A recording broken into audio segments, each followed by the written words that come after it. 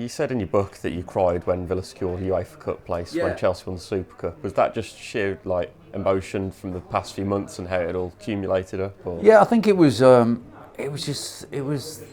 How can we have qualified for the UEFA Cup? We were facing relegation, and suddenly we've been on this amazing sort of surge up the table, and everything had sort of fell into place. You know, there were sort of teams losing matches and enabling us to sort of go past them, and Liverpool would lose at home to Barnsley, and how does that happen? We suddenly then sort of overtook all these teams, and we just kept moving up the table, and every time we won a game, everybody else lost, which doesn't always happen in football. Normally, if you win, someone else wins. When you lose, they lose.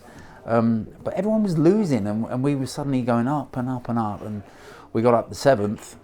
And we'd gone to Mallorca at the end of the season, took all the players. We put them in a rubbish hotel at the end of the street, and we went in the nice one at the top of the street, all the staff and the chairman, of course. I think the lads went off to Magaluf, and we stayed in Palma. We stayed in the city. And we went and watched the TV. Chelsea were playing Stuttgart in the final of the UEFA Cup. And Chelsea finished 6th in the league, we'd finished 7th. And if Chelsea were to win against Stuttgart and win 1-0, and win the game, they would automatically qualify for the UEFA Cup as the champions. So then the UEFA places dropped down one, which obviously would enable Villa to qualify. And it was 0-0, and we couldn't watch it. All the staff, we sat outside some bar somewhere, and the game was going on inside. And then there was 15 minutes to go. We said, come on, let's go in and watch it. So we all went in and watched it. And Zola, Gianfranco Zola, was sub for Chelsea. And he was about to go on the pitch and replace Mark Hughes or somebody. And I can remember Jim Paul, our old kit man, said, what the bloody hell are they bringing on Zola for? He's useless. I can remember it to this day. He said, he's useless.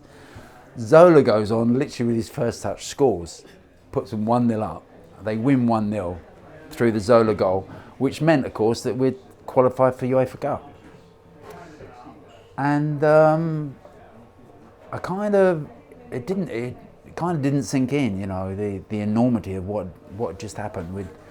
We'd sort of gone there back in February when we were heading towards relegation. Now we'd just secured a UEFA Cup place, and it didn't feel real, and something had.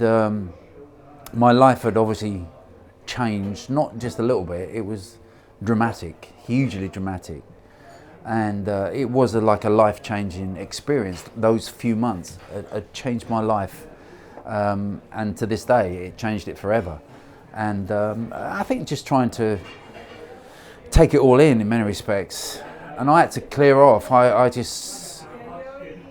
wanted to find somewhere just where I could be on my own, and I sat down some little alleyway and cried my eyes out, just not being able to understand what the last few months and what it meant to me, and I'd lost my dad a few years before, and I think thinking about him and kind of wishing that he'd have been in there to sort of see it all happening, which he probably was. He probably saw it all, but and just little things like that, and just the family meant a lot more to me, and the support that I'd had from everyone, and the fans had been great to me, and that first day of the Liverpool game, of thinking the sort of welcome that I got from the walk to the bench, and now look what's happened. We're in the UEFA Cup next year, and I think everything just kind of got to me. So I sobbed my eyes out for a few minutes, and then went back to open the champagne with the chairman. So he was delighted, because obviously he'd kind of made the right choice in many respects by taking me back. Or at that particular time, he felt he'd made the right choice. So he was a happy bunny, and everyone was just really ecstatic how the season had panned out. So we had a few good drinks that night, I can assure you. Jim Paul must have had some high standards if he thought Zola was useless. Yeah, I remember that to this day. Yeah, Jim sat there saying, what are they bringing him up for? He's bloody useless. And his strong Brummie accent, bless his heart. But Zola proved him wrong as well. So your first full summer in charge of Villa, 1998, you were probably quite looking forward to spending millions of pounds on new players, but it actually turned out to be a real turbulent summer, with Steve Staunton leaving, the Dwight York saga, David Unsworth not knowing where Birmingham is. What was that summer like? Yeah, it was pretty normal. I think the thing with when you're the manager is obviously you make decisions and you have to make decisions, and you're asked about, you know, do you want sparkling water or still water, you know, on the bus, things like that. You know, everything comes to the manager. When I was the coach under Brian, Brian had all this to deal with. I didn't have hardly anything to do. All I did was like look after the training ground, look after the training, look after the coaching, and every day I would have a program of what we were going to do. Every week I'd have a program of what we were going to do. And all that kind of stuff was left to me, but Brian was ultimately making all the decisions. Now suddenly I'd obviously stepped into his shoes, and you find yourself making 200 or 300 decisions every single day. You know, it's constant. Media want to talk to you all the time because there's speculation about a player that may be coming to your club, when actually there's no truth in it whatsoever, but you still have to answer the question, and it just goes on and on and on. So suddenly that summer, we'd obviously qualified for UEFA Cup, finished 7th in the league. So from that point of view, everything was fine. But we had to get ourselves ready for the following season. And I wasn't really going to change too much. I got myself a good squad. Obviously, I had a major issue with Stan Collymore in Paris. Yeah. And that really was something that really hit me hard, that I had to be answerable to one of my players. I mean, I wanted to support Stan as much as I could in this current situation. And when I was supporting Stan, I had women's groups that were obviously then fighting me now. They couldn't understand how I could actually say anything good on Stan's behalf. You know, they wanted him punished.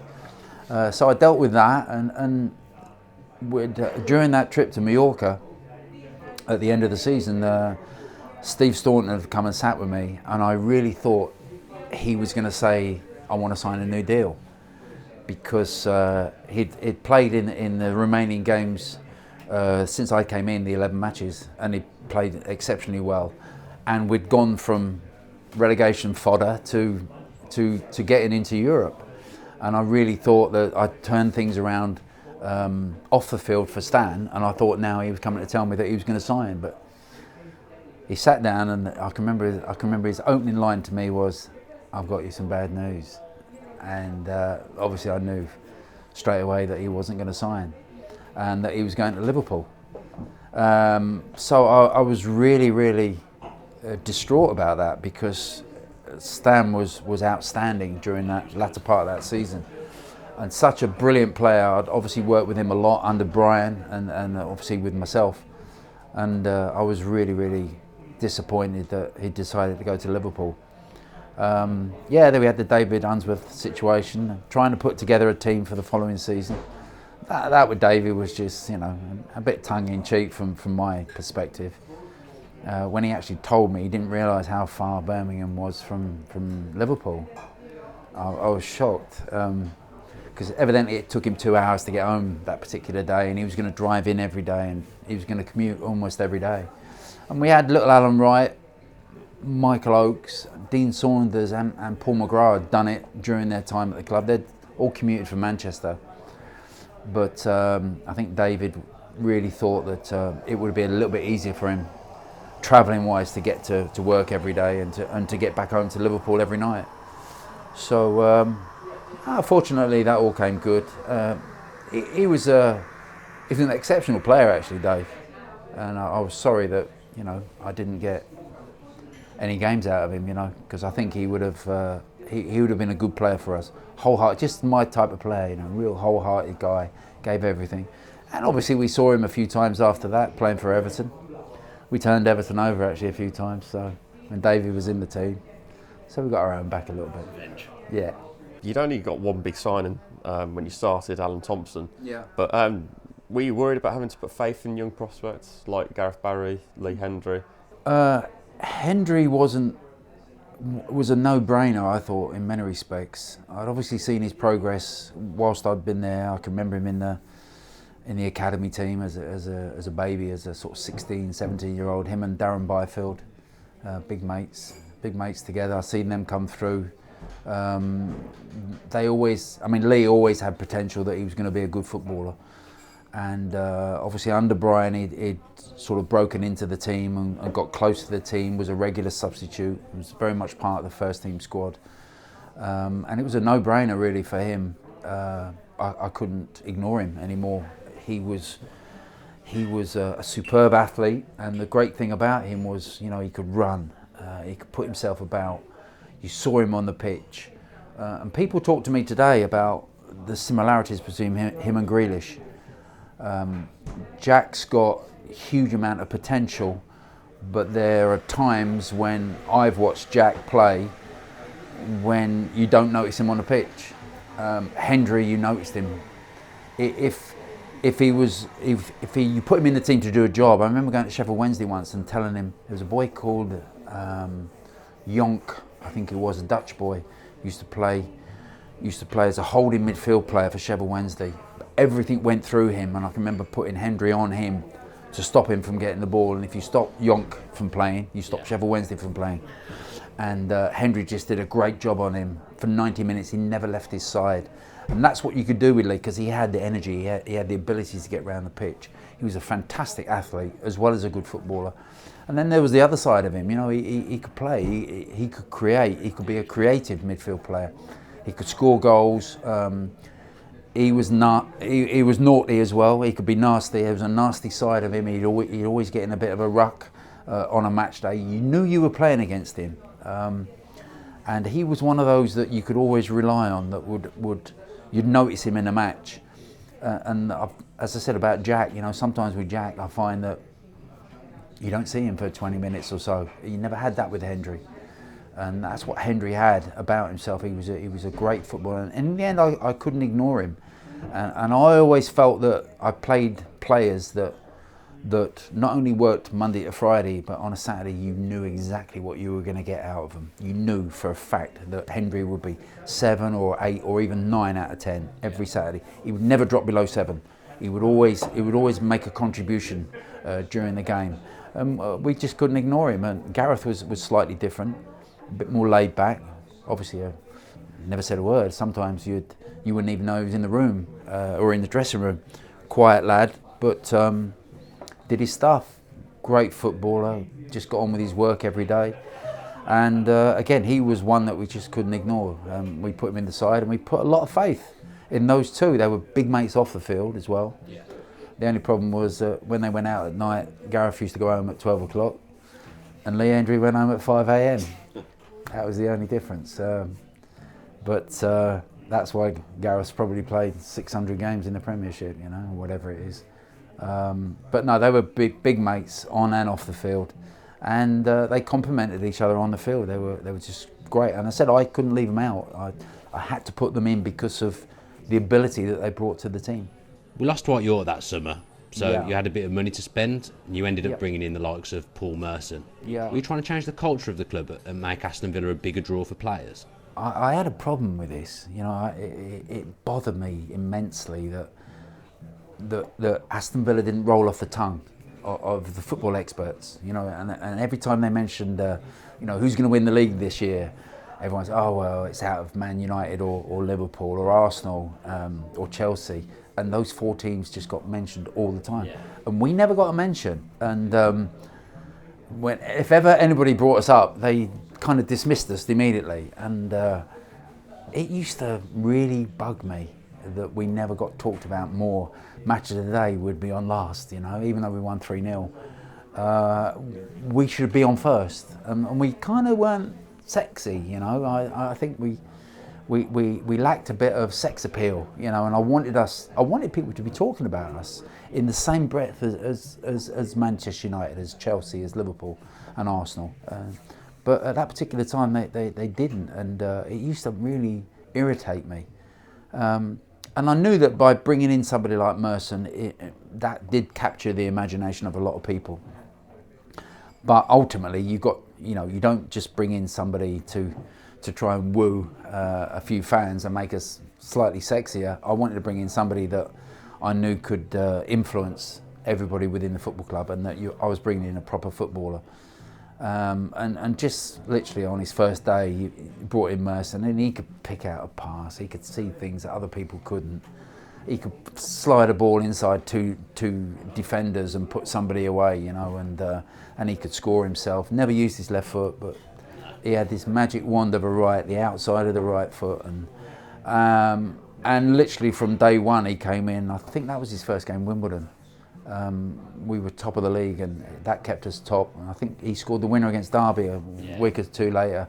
We beat Derby at home 1-0. I think Derby were third and we were top, and he scored and won us the game. Went through 1-on-1 with the keeper, and just Merson was just incredible.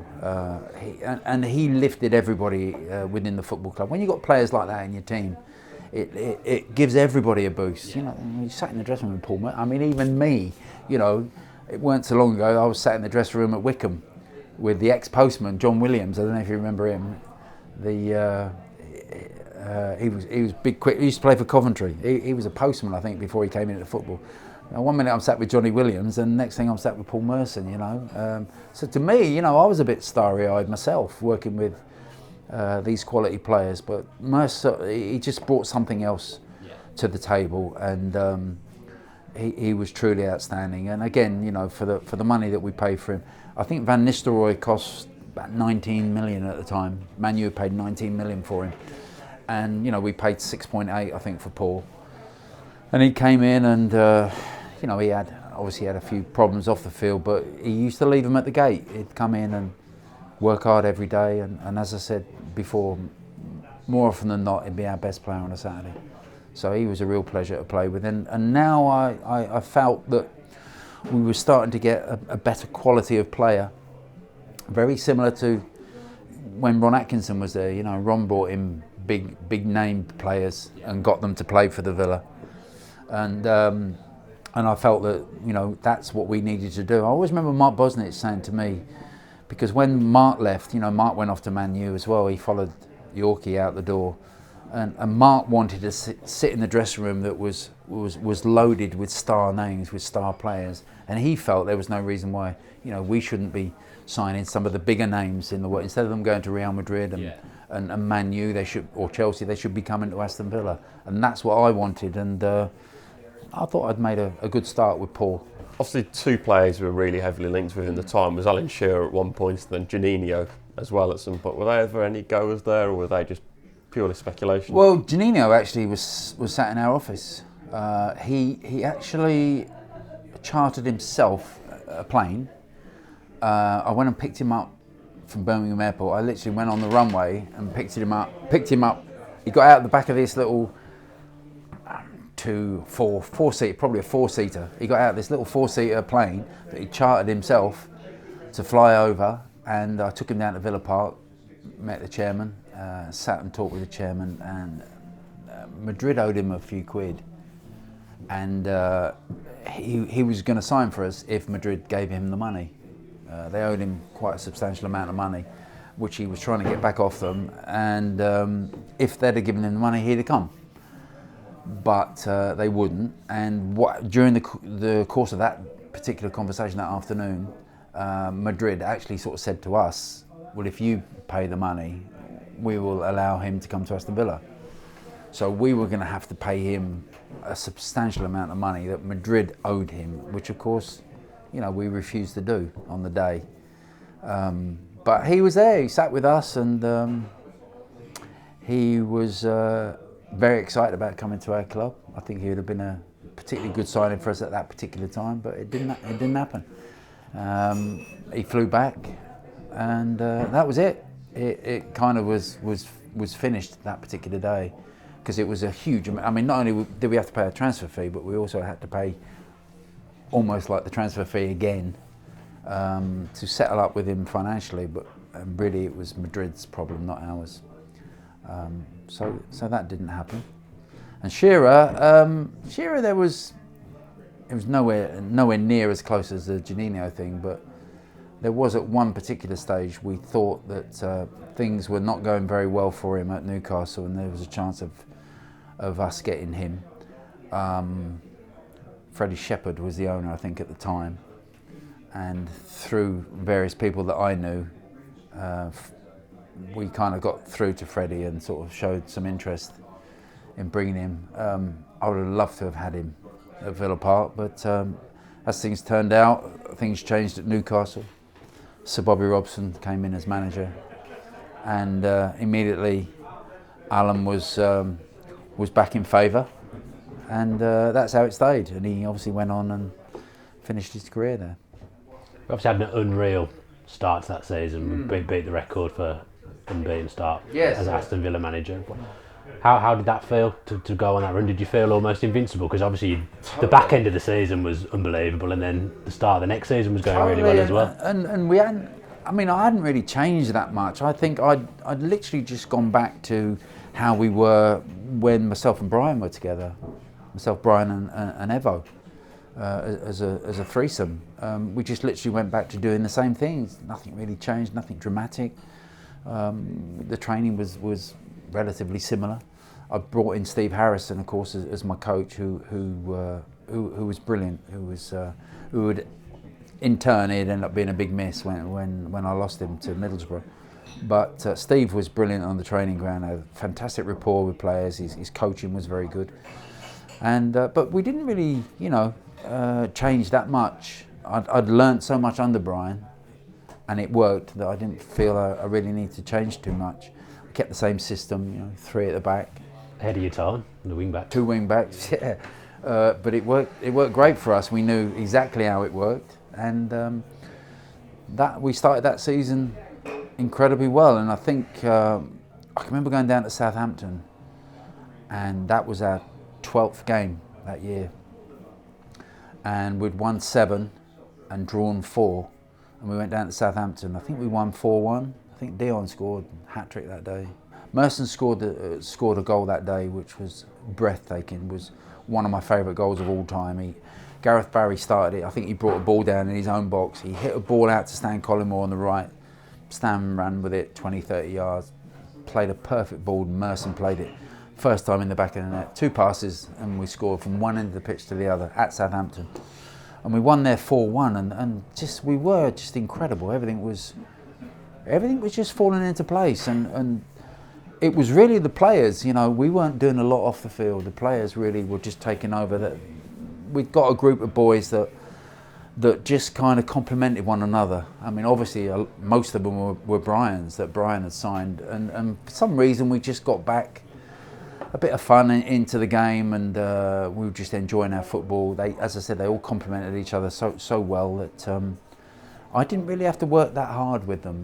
We just had to fine tune it, and we just had to fine tune a few of the positions, and obviously I was looking to replace 1 or 2 to keep us there, to make sure that we continued to stay at the top of the league. So that Southampton game was a brilliant match. I said Dublin was sensational that day, and he was obviously going to play a big part in the remainder of the season.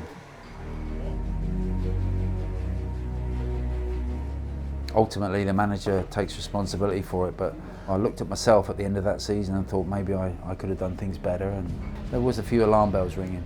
So I just wanted the season to finish as quickly as possible. We had young Michael Oates go in there, and we suddenly looked at it and we realised that we were conceding a lot of goals in the first half at the whole end, and Michael was in front of 13,500 people, and I think it was daunting for him. We kind of put it down to a little bit of maybe a lack of experience, but we certainly missed Mark Bosney.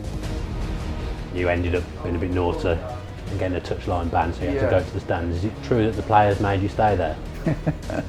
Definitely made me stay there. Ian Taylor, more than anybody, I knew full well I was going to go upstairs again, keep out of the way. But I suggested to the lads, would you like me to come back on the bench? And Ian Taylor actually said, Gaff, go upstairs. If you enjoyed that video, why not watch another one? Click the video choices on screen now to go and watch them in full. And don't forget to subscribe. Click on our logo there on the left and press subscribe. Easy.